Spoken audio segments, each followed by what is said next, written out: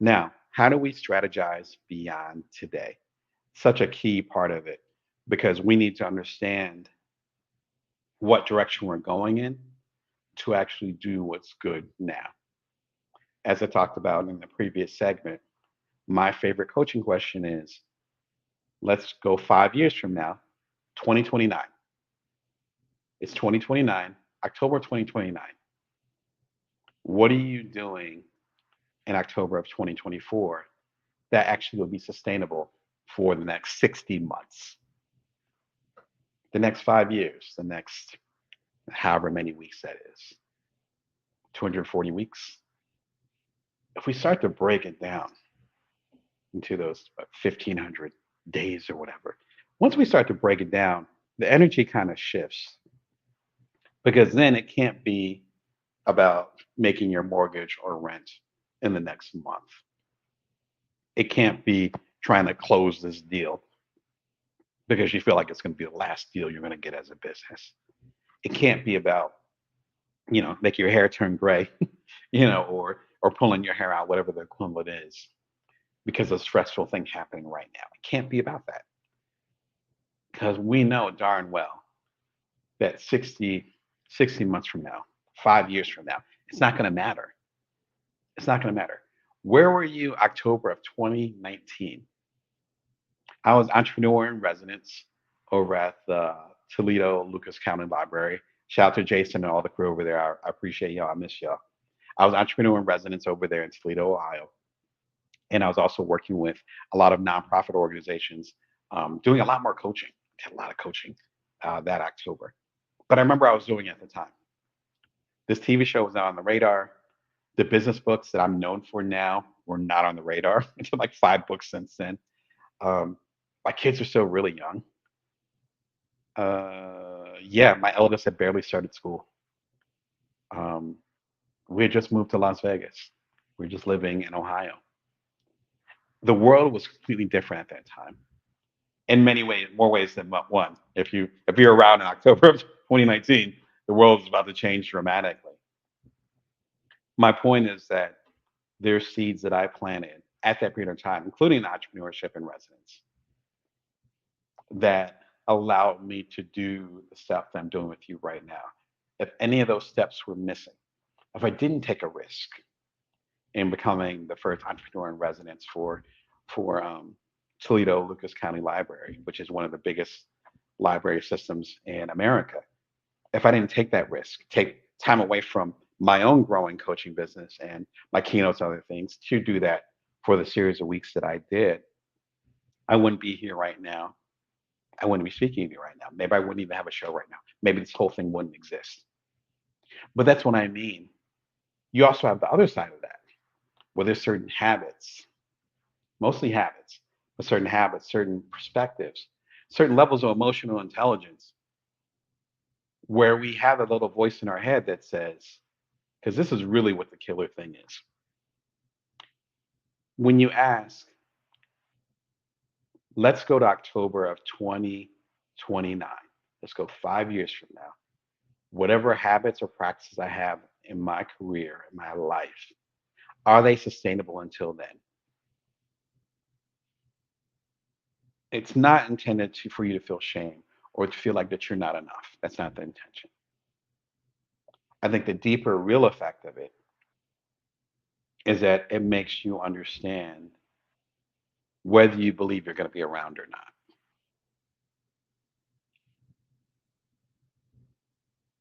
If I'm strategizing for October of 2029, that means I have complete confidence that this show is still going to be around as long as I'm still around 5 years from now.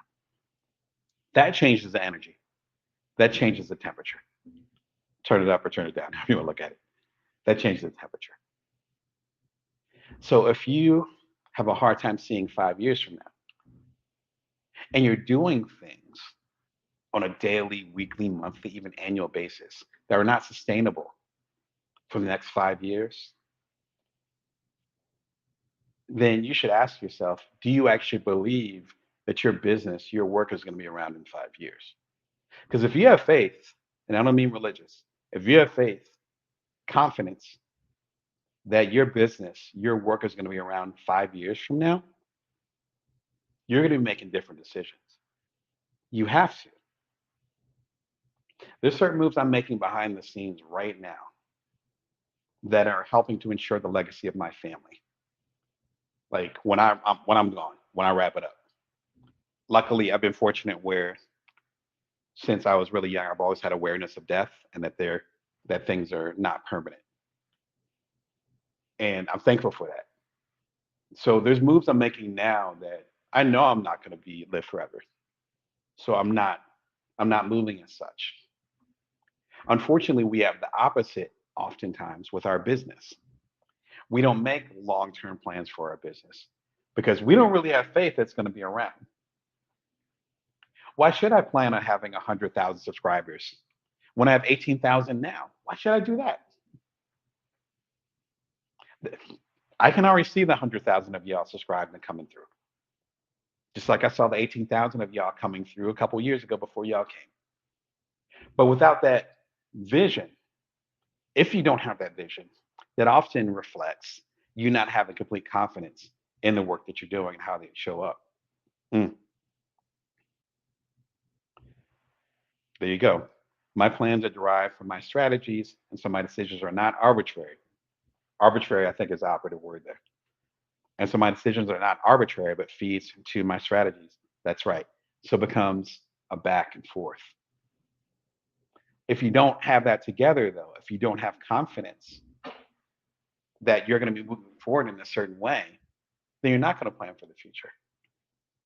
It reminds me of the sad stories I hear from some of the folks that are in the hood or in the rougher areas or people that have been through a lot of stuff. I was protected in a lot of ways growing up, but it doesn't mean that I didn't see some of this stuff. That doesn't mean my friends weren't going through some of this stuff. And sometimes we end up making these decisions, these reckless decisions. We'll leave it at that. Won't get in my soapbox.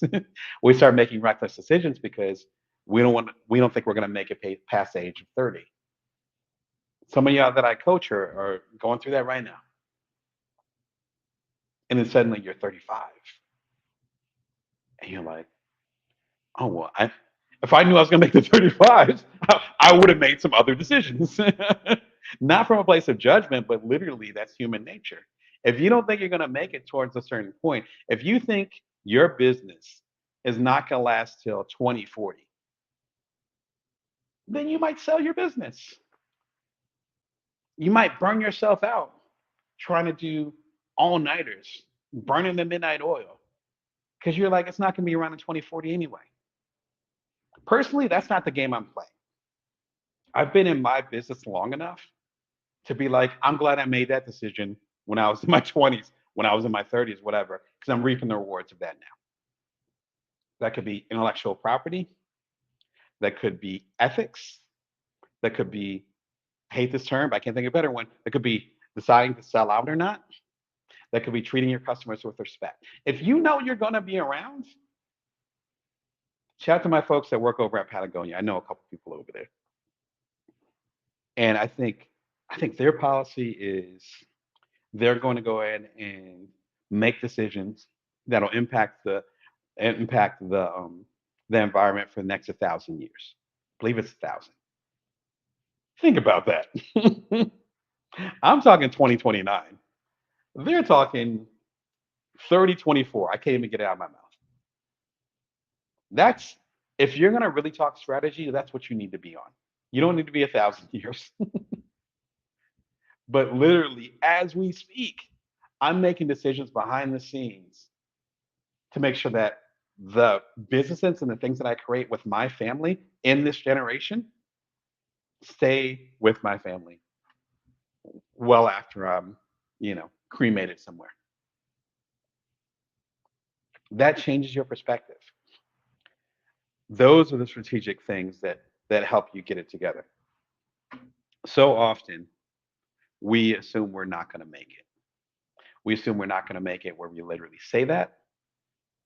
We say, well, I better have a plan B, C, D, G, all the way to double Z, double Z, as my Canadian friends would say. We'll do that, which is fine. I mean, that's why I have multiple sources of income. When one goes down, other ones go up. Thank the universe for that. But that's not what I'm talking about. We will prep for failure like a mug. We'll go so hard on the failure, but we won't prep for success. If I didn't have something long term to say to y'all, then once I hit the 10,000 subscribers a couple years ago and hit the 18,000 last year, whenever it was, I'd be confused. I'd be that guy or that gal who turned 35, who made all their life decisions looking around them and think they wouldn't make it to 30. That doesn't mean that they're not going to make it. It just means there's some wasted time there because you assumed you weren't going to make it. There might have been some ethical decisions that you made because you assumed you wouldn't be around, but there you are. It's almost like the older rappers now who are a little bit older than me, who are from those same streets, and they're like, "Oh, I'm right. I'm in ARP magazine. What do I do now?